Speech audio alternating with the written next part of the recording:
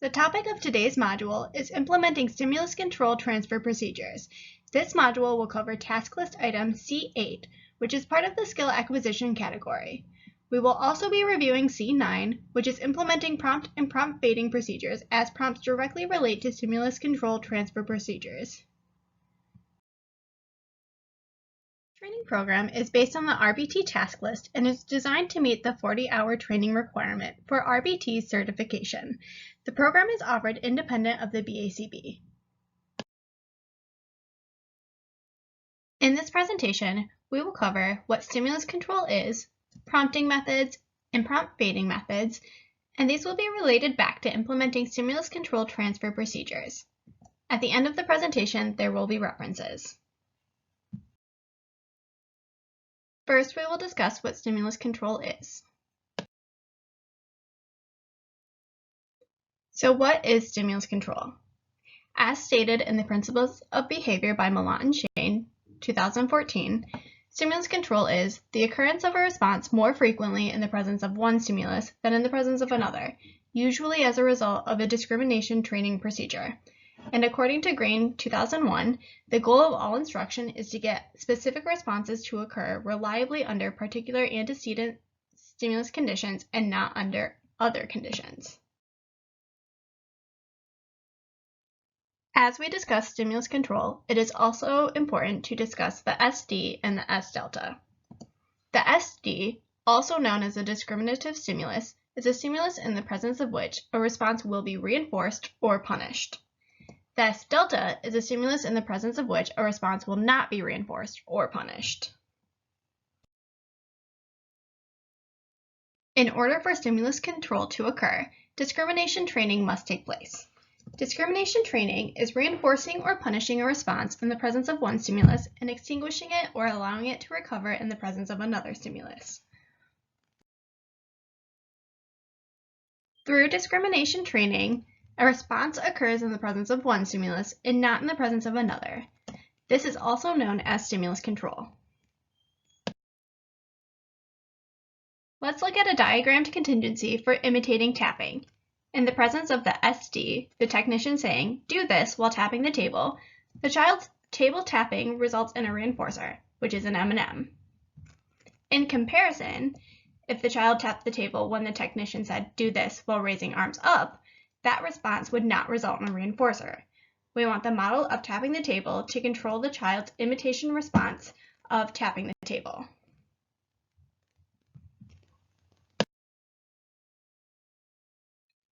On your homework sheet, fill in the following question. What is stimulus control? I'll now give you time to get that question filled in.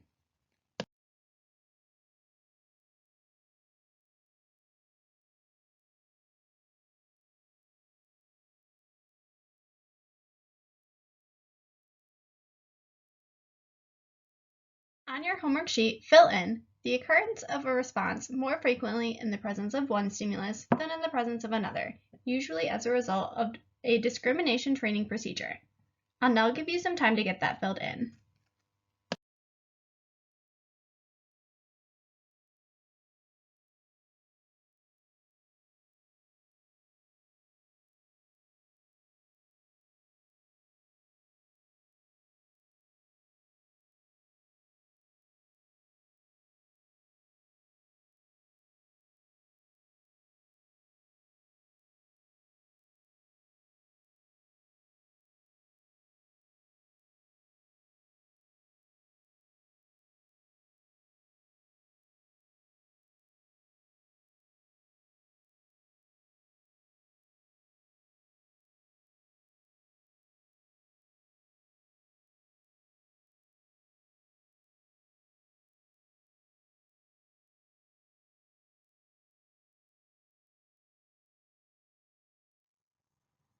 On your homework sheet, fill in the following question. What is discrimination training? I'll now give you a moment to fill that question in.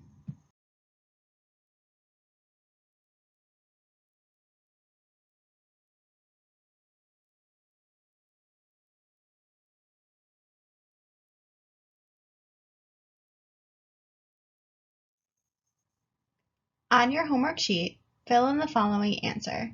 reinforcing or punishing a response in the presence of one stimulus and extinguishing it or allowing it to recover in the presence of another stimulus. I'll now give you a moment to fill that in.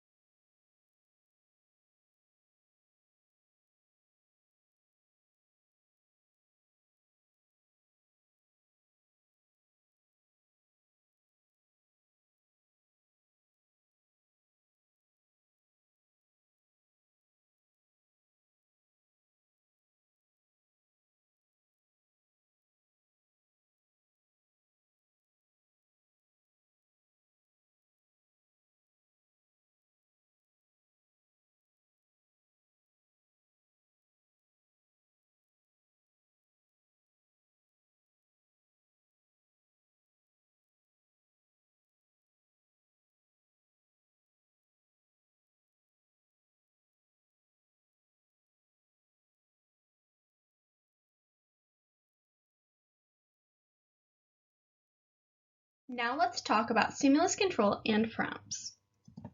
Prompts should only be used during the acquisition of a skill or behavior.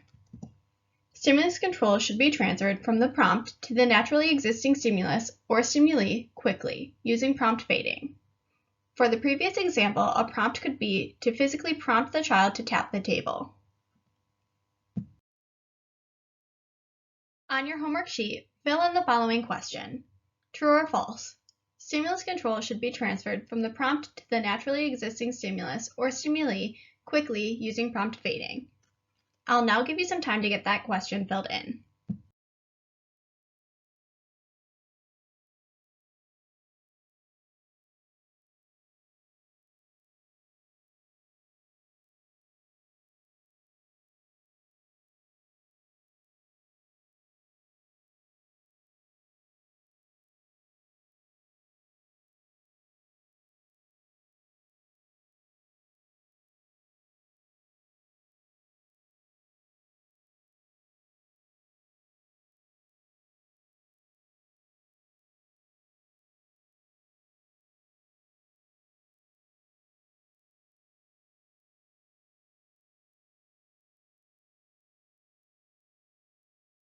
True. You want to fade out prompts quickly in order to transfer stimulus control to the naturally existing stimulus.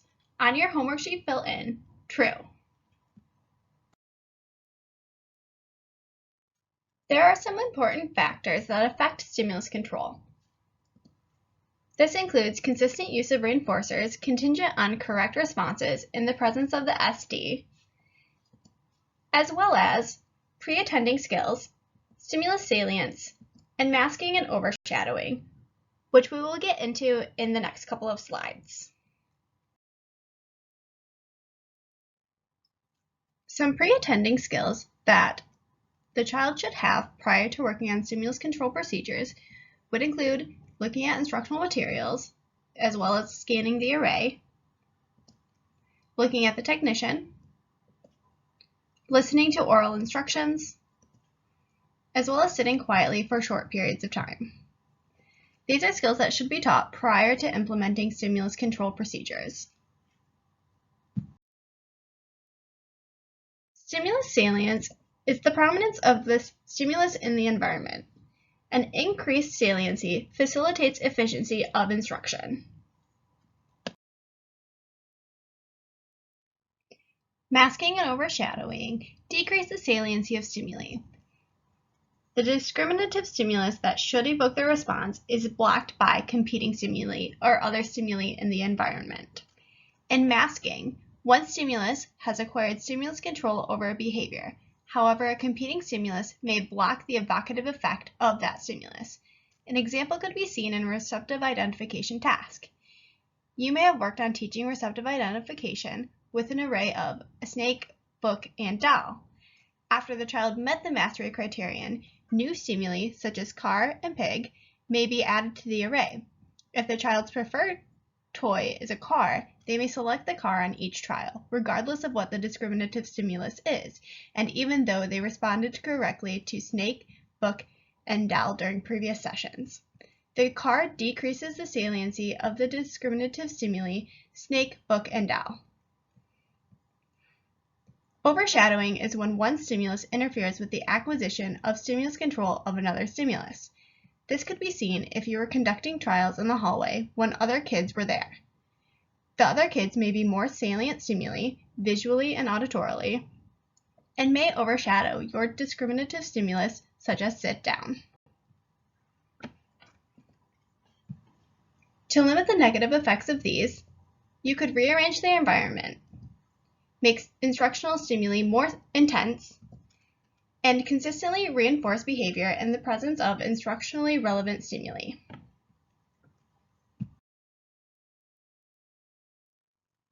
On your homework sheet, fill in the following question. What is one factor that affects stimulus control?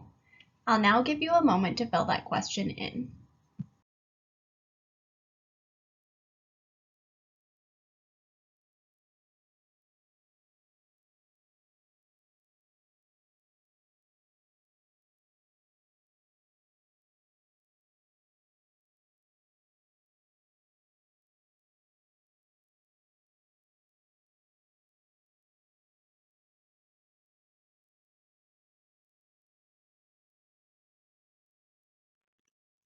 On your homework sheet, fill in one of the following answers.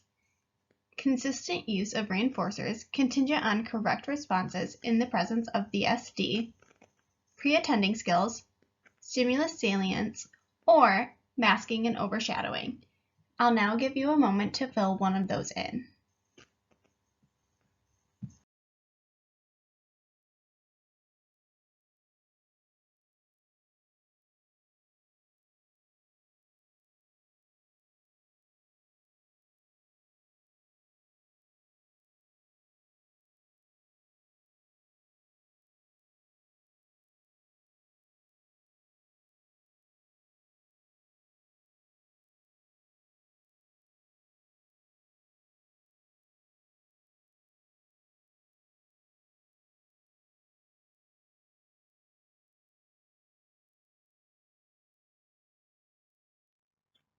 On your homework sheet, fill in the following question. What are the pre-attending skills that were discussed? I'll now give you a moment to fill that question in.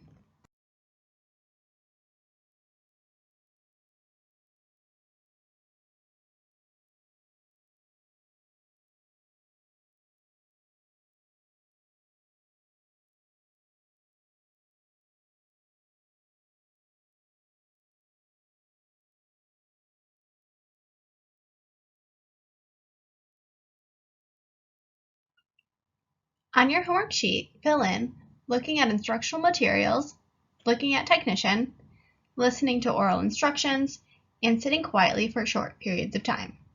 I'll now give you a moment to fill that in.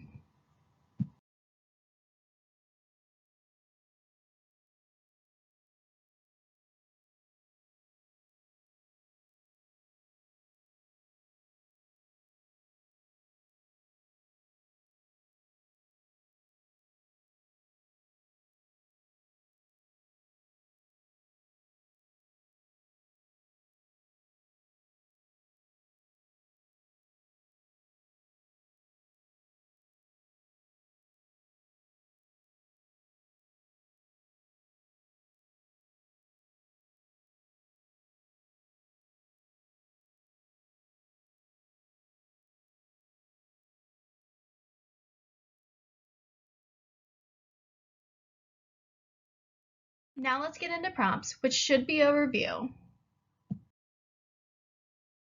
So why do we use prompts? We use prompts to get behavior to occur in the presence of the stimulus we want to acquire stimulus control, the desired discriminative stimulus, because that desired discriminative stimulus is not controlling the behavior currently. The behavior has to occur in the presence of the desired discriminative stimulus and be reinforced in order for that discriminative stimulus to gain stimulus control. This is why we repeat the instruction each time we prompt, so that when the child emits the behavior, it is in the presence of the stimulus we want to control the behavior, the instruction. If we only said it once and we had to go through 3 different prompt levels until the child did the correct response, the instruction may not may have been said 30 seconds ago, and it is unlikely that it will gain stimulus control. On your homework sheet, fill in the following question. Is it important for the behavior to occur and be reinforced in the presence of the SD? I'll now give you some time to get that question filled in.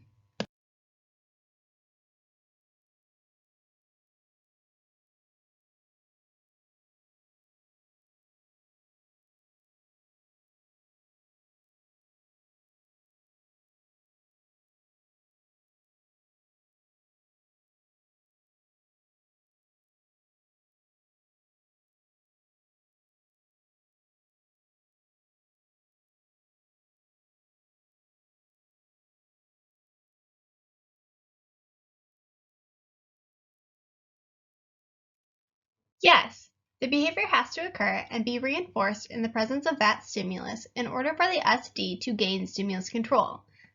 On your homework sheet, fill in yes. What is a prompt?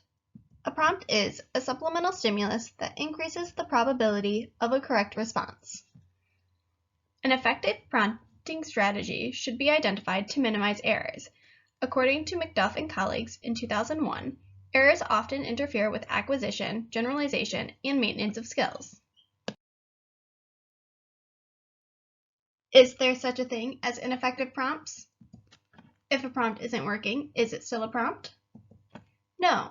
According to Kogel, Russo, Brinkover, and Schriebman in 1982, it is not a prompt if it is not effective. You should change your prompt if it isn't working, or you should talk to your supervisor about changing prompts. On your homework sheet, fill in the following question. What is a prompt? And then read through the multiple choice possibilities to determine which one is the correct response. Is it A, error correction, B, a supplemental stimulus that increases the probability of a correct response, or C, a stimulus in the presence of which a response will be reinforced or punished? Again, on your homework sheet, you only have to fill in the following question. What is a prompt? On your homework sheet, fill in B, a supplemental stimulus that increases the probability of a correct response. I'll now give you some time to get that filled in.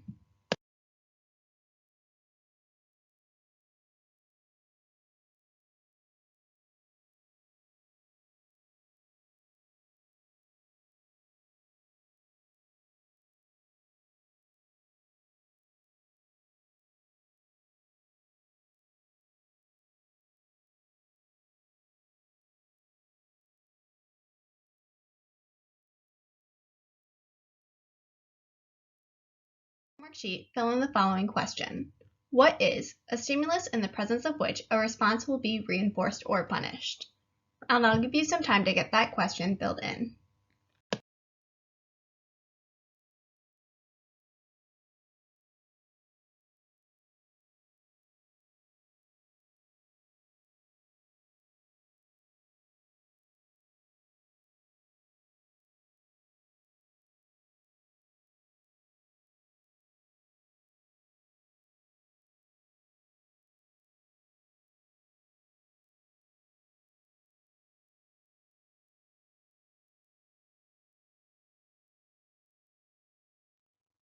The answer is a discriminative stimulus, also known as an SD.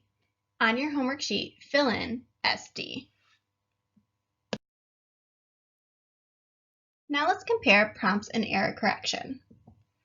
Prompts are antecedent stimuli as they occur before the behavior to increase the likelihood of a correct response.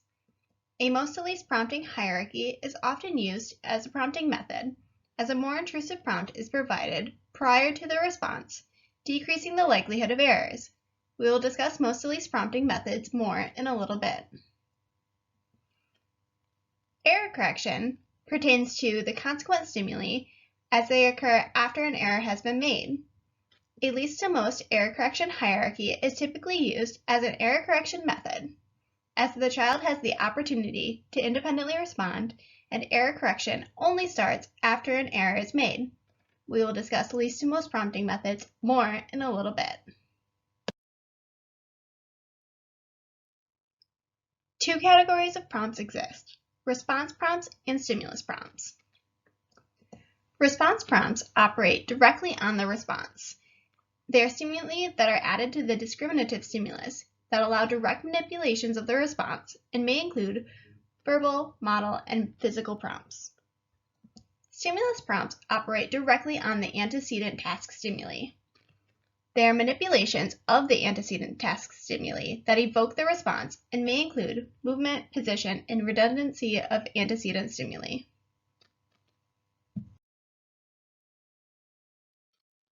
On your homework sheet, write response prompts operate, and then fill in the blanks with the answer.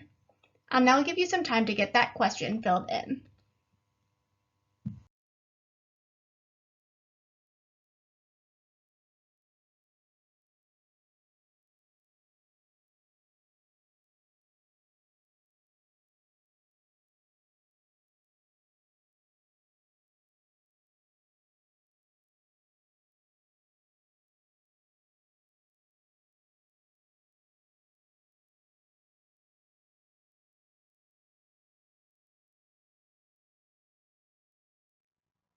You should have written directly on the response, so that your statement says response prompts operate directly on the response. If you made any errors, please fix them now, so that your statement says response prompts operate directly on the response.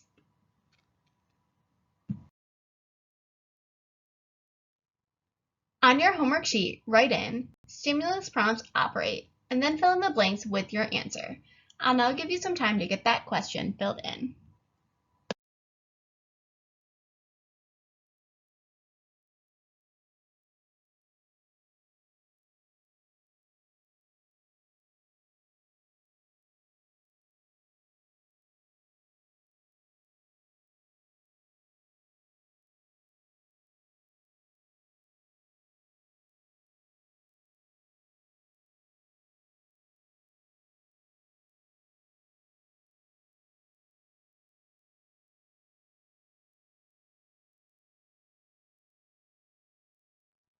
You should have written directly on the antecedent task stimuli, so that your statement says stimulus prompts operate directly on the antecedent task stimuli. If you made any errors, please fix them now, so that your statement says stimulus prompts operate directly on the antecedent task stimuli.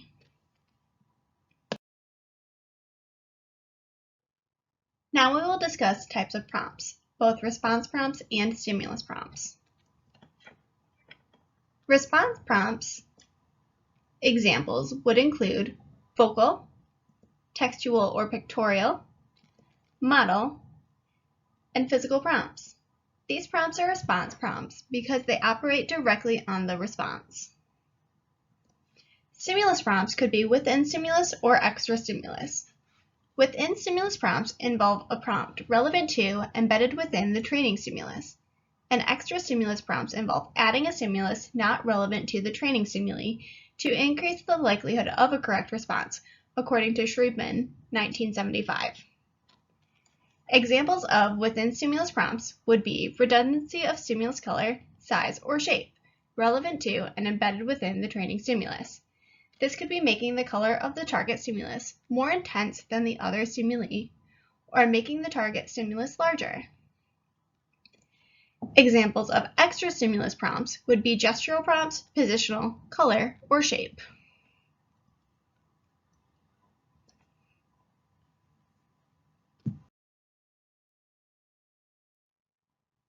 Vocal prompts are an example of response prompts, as they act directly on the response. For example, a child may be working on clapping hands in the presence of a peer dunking a basketball, which is the SD. If the clapping doesn't occur, a vocal prompt, clap hands, may be provided. That vocal prompt acted directly on the response of clapping hands.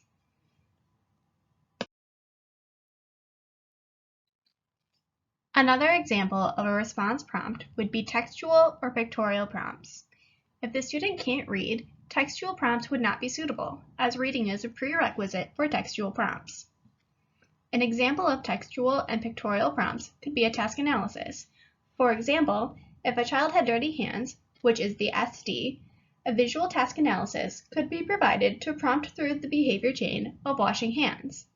As you can see here, this visual task analysis prompts each of the responses within that behavior chain.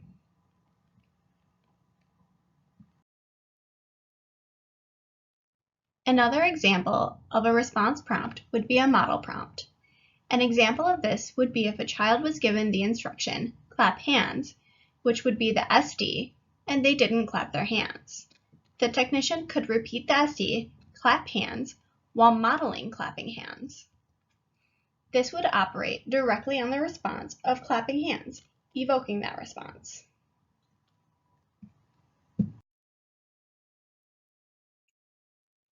The final example of response prompts that we will talk about is physical prompts. This would mean physically guiding the child to engage in the correct response.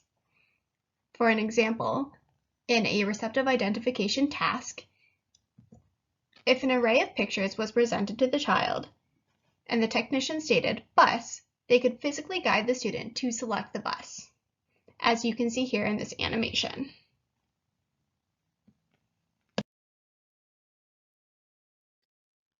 Now we will discuss stimulus prompts. Redundancy of antecedent stimuli as a stimulus prompt involves manipulating the color or size of the antecedent stimulus. As you can see here, the target picture, which is bus, is full colored, while the other pictures, which are fork, shoe, and pen, are less intense. This is an example of a within stimulus prompt.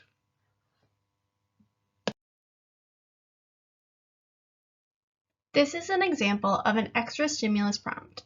In a receptive identification task, the technician could state the SD, which is bus, while also gesturing to the correct stimulus, the bus. This would prompt the child to respond to that stimulus by selecting the bus.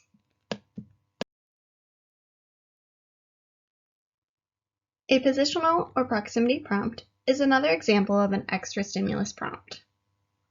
In a receptive identification task, where SOC is the SD, the position of the target stimulus, SOC, could be closer to the child while the other stimuli are in a straight line. This would prompt the child to select the SOC.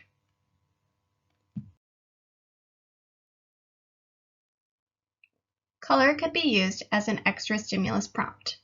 Here is another receptive identification example. As you can see here, the background of the target stimulus, pen, which matches the SD, is red. That background could prompt the child to select that stimulus that corresponds to the discriminative stimulus, pen.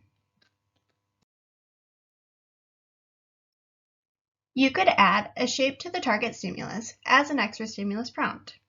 Here, a star was added to the target stimulus, fork. This is another receptive identification example where the discriminative stimulus is fork. So by adding that star to that fork stimulus in the array, it increases the likelihood that the child will select the fork. On your homework sheet, fill in, what is an example of a response prompt? I'll now give you some time to get that question filled in.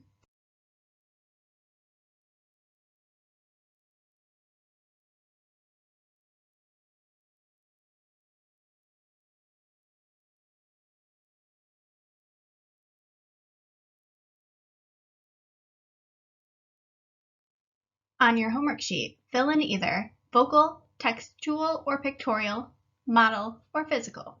I'll now give you some time to get one of those filled in.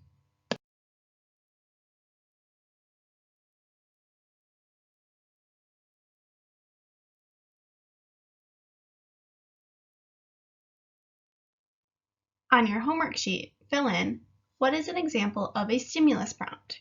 And I'll give you some time to get that question filled in.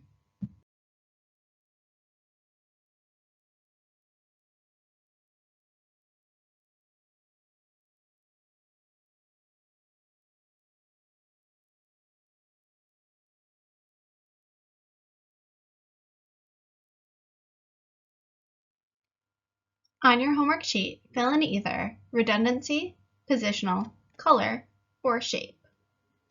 I'll now give you time to get one of those filled in.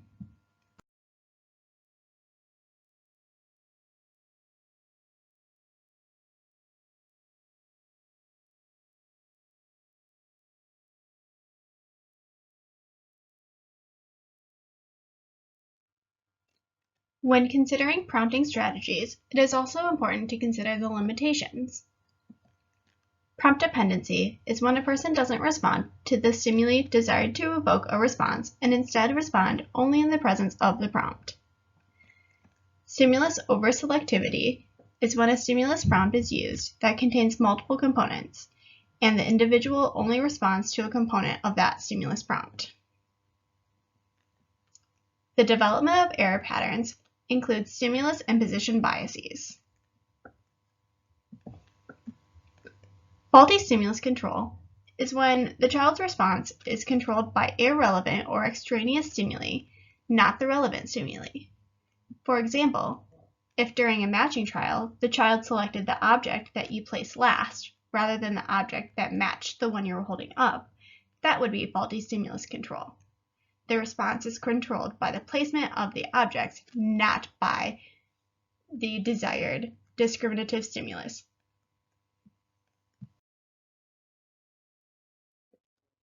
On your homework sheet, fill in the following question.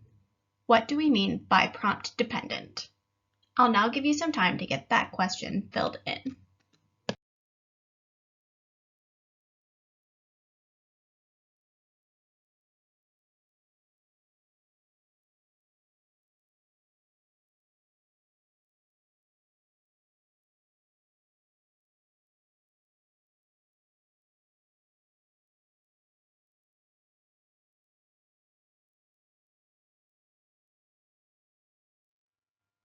The child only responds in the presence of the prompt. The child has a history of waiting for a prompt in order to receive the reinforcer, or in order to receive an easier response that will lead to a reinforcer. On your homework sheet, fill in the child only responds in the presence of the prompt. I'll now give you some time to get that filled in.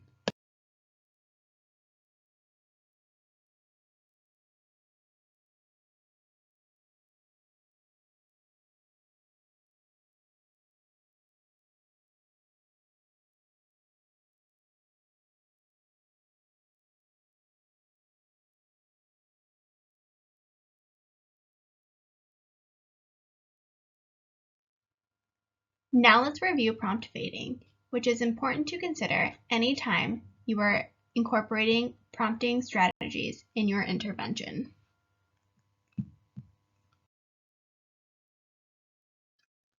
As I just said, with the addition of a prompt, it is critical to consider the prompt fading strategy so that the response comes under the control of the desired antecedent stimulus, the discriminative stimulus, or SD.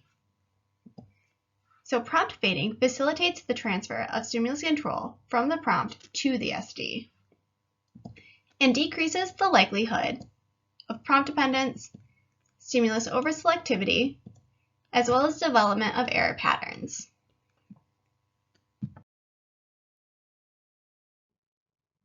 On your homework sheet, fill in the following question. Why is prompt fading important? I'll now give you some time to get that question filled in.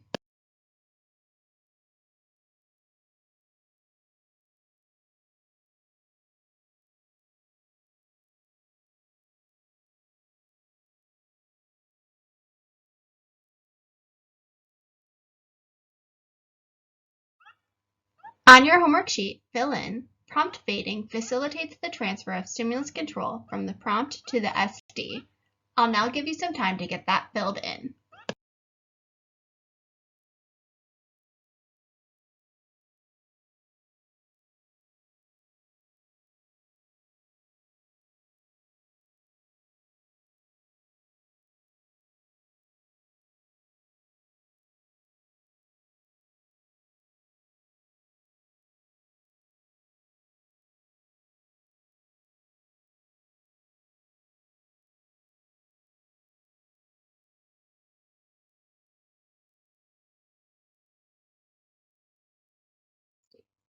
Here are some examples of prompt fading, which we will go more in depth with in a few slides.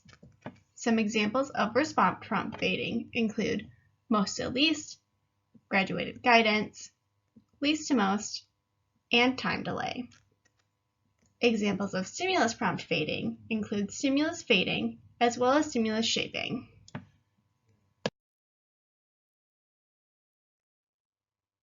Starting off with the most to least prompting hierarchy.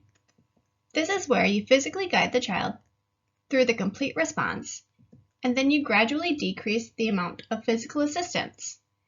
An example of this would be starting with a physical prompt, moving into a model prompt, and then providing only a vocal prompt, until finally the natural stimulus, or the desired discriminative stimulus, is controlling the response. Some advantages of most to least prompt fading is that there are less errors and less trials to mastery. However, if the more intrusive prompts are not faded out quickly, the prompting hierarchy can lead to prompt dependence.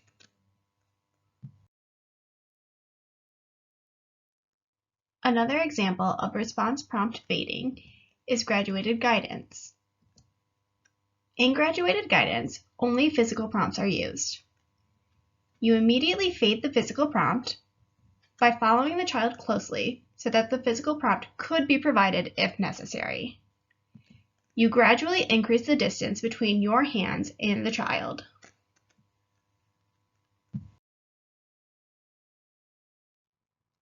Another example of response prompt fading would be a least to most prompting hierarchy. As we stated earlier, a least to most prompting hierarchy could also be seen as error correction, as you first wait for an error to be made prior to introducing a prompt. Within a least to most prompting hierarchy, you allow the child to independently respond. After incorrect responses are made, you would provide greater degrees of assistance until a correct response is made. For example, if an incorrect response is made, you could provide a gestural or model prompt. If a correct response is still not made, then you would go into a partial physical prompt. If a correct response is still not made to that partial physical prompt, then you would provide a full physical prompt where you hand over hand prompt the child to engage in the correct response. According to McDuff and colleagues, errors often interfere with acquisition, generalization, and maintenance of skills, and least to most prompting systems consistently produce more errors than most to least prompting systems. Typically, when there are more errors, there is less reinforcement and more problem behavior, as more trials to mastery. These are important to consider when choosing a prompting and prompt fading strategy. Another example of response prompt fading is time delay. In a time delay, you increase the time interval between the presentation of the natural stimulus or discriminative stimulus and the presentation of a response prompt. A time delay could be constant or progressive. In a constant time delay, you start with a 0-second delay and then use a fixed delay between the discriminative stimulus and the response prompt. In a progressive time delay, you start with a 0-second delay and then gradually and systematically increase that delay according to some rule.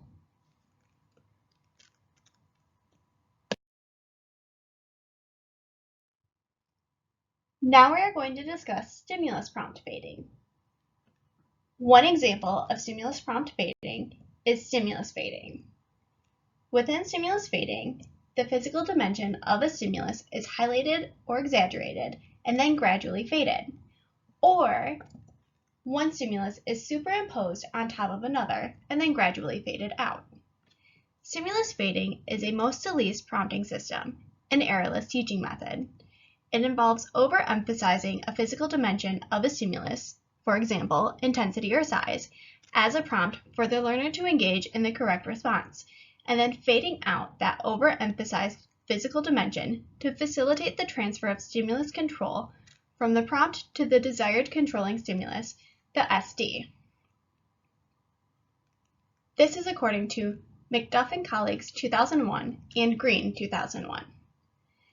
Stimulus fading has been used to teach the discrimination of length, size, and numerosity, spatial relations, letters and words, shapes, or other configurations and sounds, according to Lencioni and Smeets, 1986.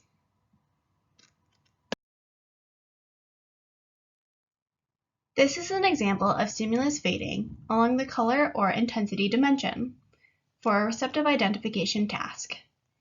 In this example, the discriminative stimulus is the auditory stimulus, bus. So you can see the technician saying bus. And the corresponding comparison stimulus in the array is full color, while the other stimuli are not. This is a prompt for the child to select that stimulus that corresponds to that discriminative stimulus. With stimulus fading, it is better to exaggerate the relevant features of the stimulus and fade to normal rather than add irrelevant features and fade them. So if you wanted to teach a child to receptively identify objects or pictures, you would fade out the ones that aren't the target stimulus. Also note that when you are actually teaching this, you would not teach one color or one stimulus in isolation, but you would rotate between the stimuli. In the next couple of slides, we will see an example of stimulus fading occurring. As you can see, these pictures are the same pictures that were included in the last array that we looked at.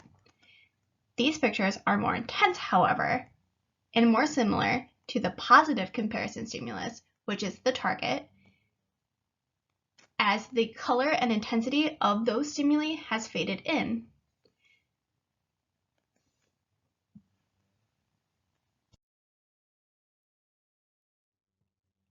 This is an example of stimulus fading along the size dimension.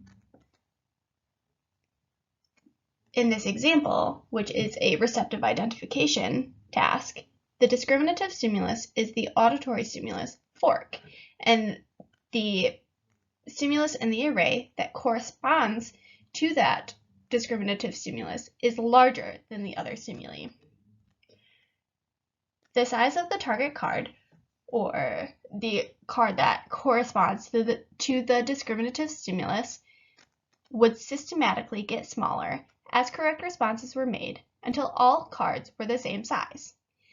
Again, with this, you wouldn't want to teach fork in isolation, but rotate between all of the stimuli in the array.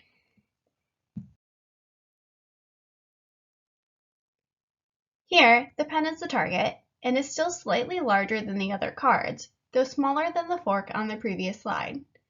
Stimulus fading can be used across a variety of dimensions, including intensity, size, position, and more. You have just seen examples of stimulus fading across intensity as well as size.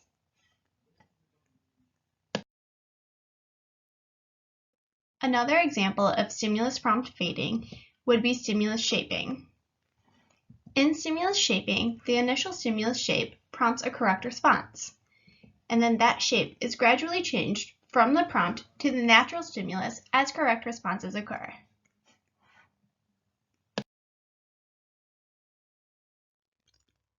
Both of these examples of stimulus shaping are from Cooper, Heron, and Heward, 2007. For the first example, there are two pictures loosely in the shape of a 2. Over trials, the two pictures become an actual number 2. In the second example, the car systematically is changed from a car to the letters C-A-R.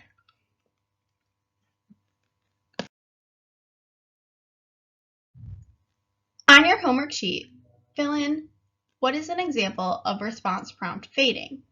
I'll now give you some time to get that question filled in.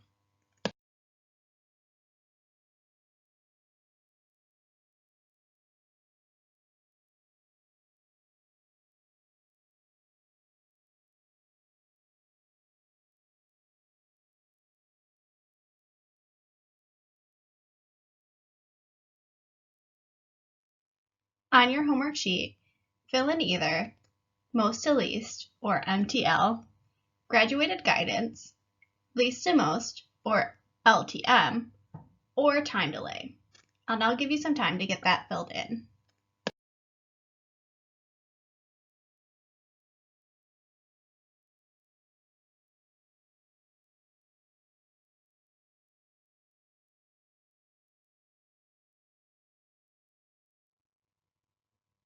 On your homework sheet, fill in what is an example of stimulus prompt fading.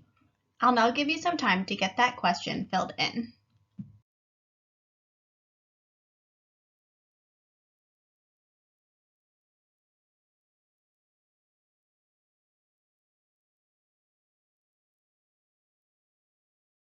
On your homework sheet, fill in either stimulus fading or stimulus shaping. I'll now give you some time to get that filled in.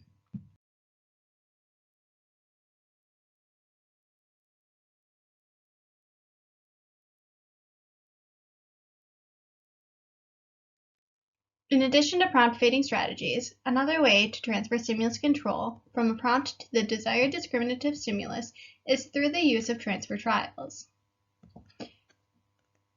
After an incorrect response, when the child had an independent opportunity to respond, a prompt is provided.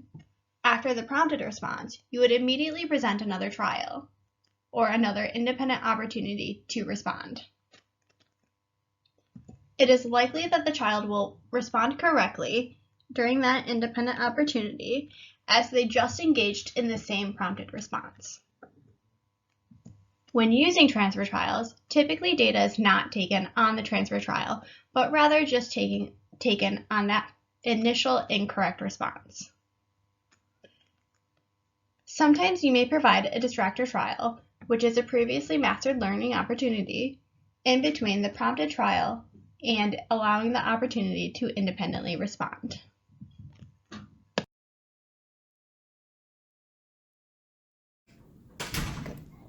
Do this. Do this. Good. Do this. Do this.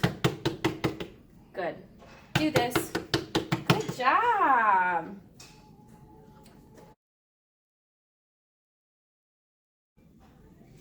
Do this. Do this. Good. Do this. Nice job.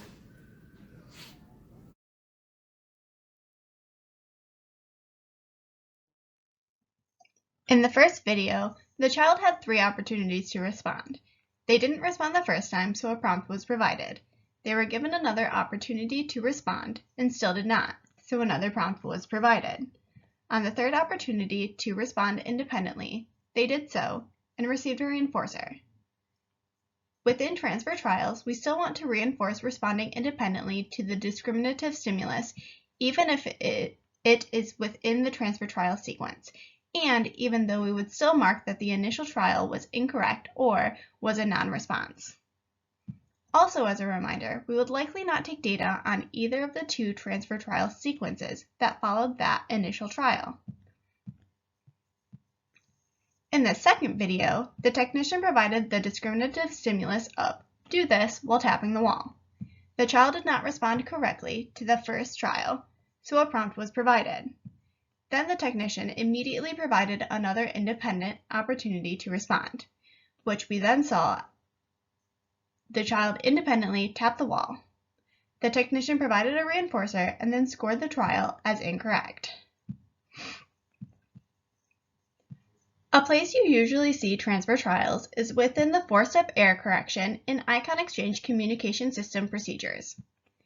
When you're working on phases 3 and 4, which go over and teach discrimination, the 4-step error correction is model, practice, distract, repeat. You model the response, so you prompt the response, and allow the student to practice within that prompted response. Then you usually, but not always, do a distractor trial, which again is an easy mastered task. And then you allow another opportunity for an independent response, which you reinforce if a correct response has then been made. As I stated earlier, a distractor trial is not required within transfer trials. but may occasionally be used. Now that we've discussed stimulus control, prompting, prompt feeding, and transfer trials, let's wrap it up with discussing implementation of stimulus control transfer procedures. To implement stimulus control transfer procedures, you would implement prompt feeding or transfer trials. As a reminder, prompt feeding, both response and stimulus prompt feeding, involves feeding the control of the response from the prompt to the desired SD, or discriminative stimulus. Transfer trials involves transferring control of the response from the prompt to the desired discriminative stimulus without systematically feeding the prompt. This is done by providing another opportunity for an independent response after a prompted response.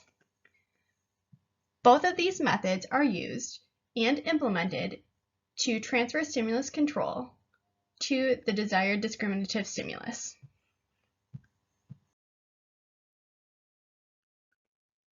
In this presentation, we discussed stimulus control and discrimination training, prompting methods including stimulus and response prompting, prompt feeding methods, and these were related back to implementing stimulus control transfer procedures.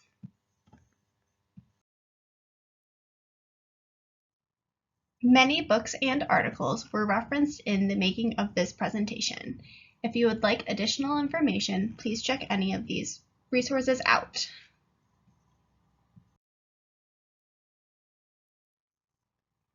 This concludes the module on C8, which was implementing stimulus control transfer procedures, and C9, which was implementing prompt and prompt feeding procedures, which are both part of the skill acquisition category in the RBT task list.